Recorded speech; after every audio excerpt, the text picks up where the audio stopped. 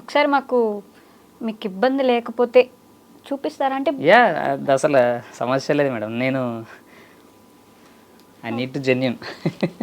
So ఇది దాచిపెట్టడానికి ఏం లేదు, మీరు చూసేయచ్చు.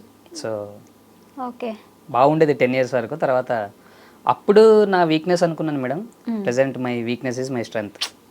నిజంగా తెలుసా, Yeah. అలా చెప్పుకోవాలంటే ఎన్ని ఒడిదుడుకులు దాటుకొని వచ్చి ఉంటారు మీరు ఈ స్టేజ్కి. నేను గర్వంగా చెప్పుకుంటాను మేడం.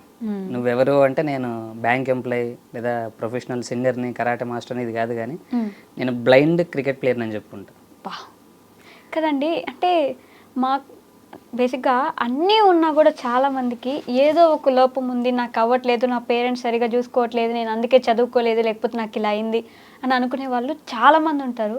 అలాంటి వాళ్ళందరికీ మీరు ఒక ఇన్స్పిరేషన్ తెలుసా? అంటే బ్లైండ్ అయితే ఏంటి, ఒక క్రికెటర్ అయ్యారు, ఒక కరాటే మాస్టర్ అయ్యారు, మంచి సింగర్, ప్రొఫెషనల్ సింగర్ అయ్యారు. ఎలా కుదిరింది ఇవన్నీ అసలు?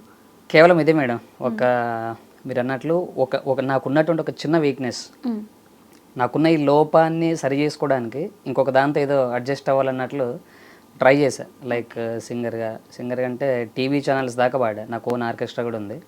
సో మీరు ఏ కొత్త పాట ఇచ్చినా ఒక 15 నిమిషాలు నాకు టైం ఇస్తే రిపీట్ పాడి వినిపిస్తాను మేడం, అది ఎంత కొత్త పాట అయినా.